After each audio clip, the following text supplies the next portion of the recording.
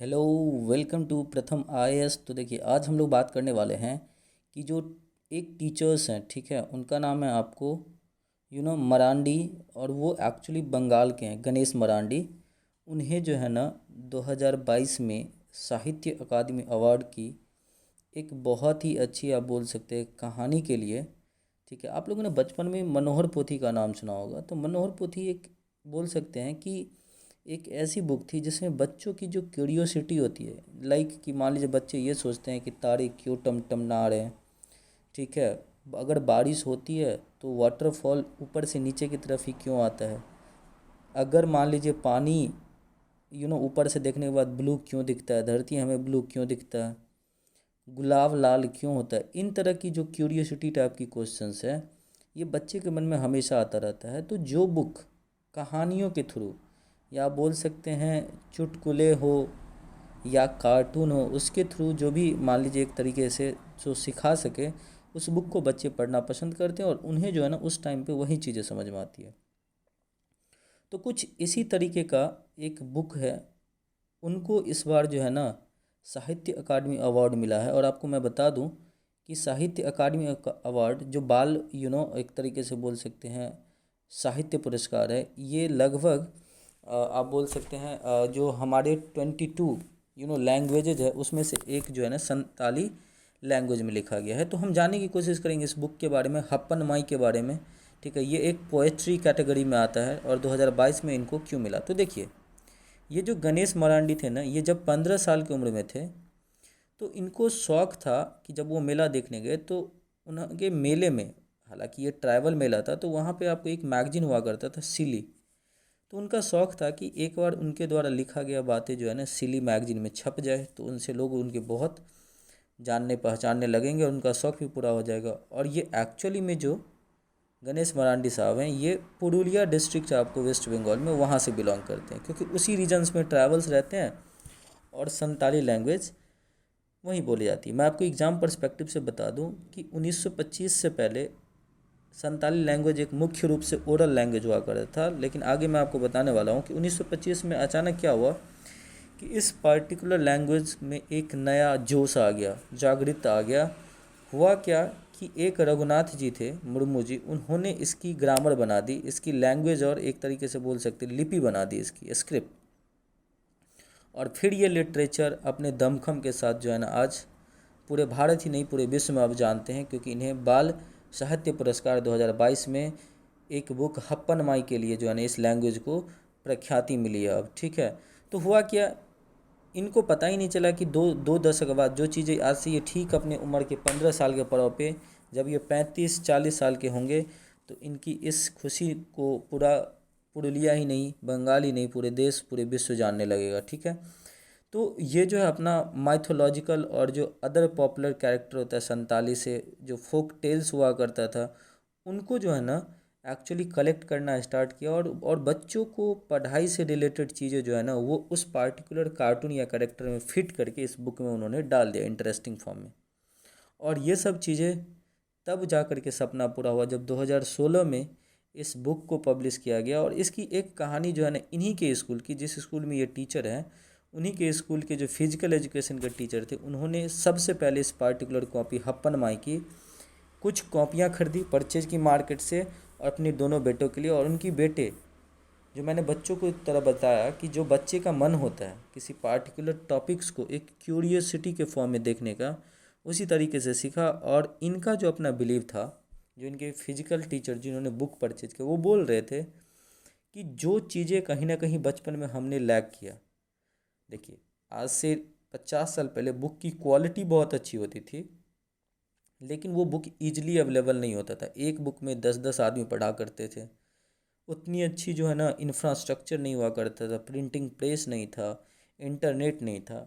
तो ये जो फिजिकल टीचर है, इनका कहना है कि भाई अब जो है ना बच्चों को ये सारी बुक जो एक तरीके से फॉक टेल्स या बोल सकते हैं ट्रेडिशनल जो एक छोटी कार्टून होती है, उनसे जोड़ करके जो टेक्निकल बातें, साइंस की बातें सिखाई जाती है, तो वो कहीं ना कहीं बच्चों को एक लंबे समय तक के लिए अमिट बना रहता है, एक एक एक माइंड में वो सेट कर जाता है। तो इन सब चीज़ों के कारण से इस संताली लैंग्वेज में जो बना तैयार बुक है हप्पन माई, इसको जो है ना पोएट्री के कैटेगरी में इस बार क्या दिया गया आपको, साहित्य बाल साहित्य अकादमी पुरस्कार दिया गया, ठीक है।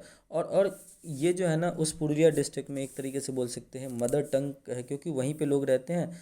और ये एग्ज़ाम पर्सपेक्टिव से एक चीज़ मैं और आपको बताने वाला हूँ कि ये जो एक्चुअली संताली लैंग्वेज ये कहीं ना कहीं पहले छुप गया था, है बहुत पुराना लैंग्वेज।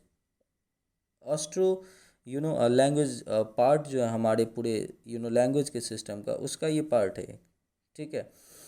बट इंडिजिनस होने के कारण से जो आज एजुकेशन एक तरीके से नहीं, रिसोर्स का अभाव में रुक जाता है, उसकी डेवलपमेंट नहीं होती है।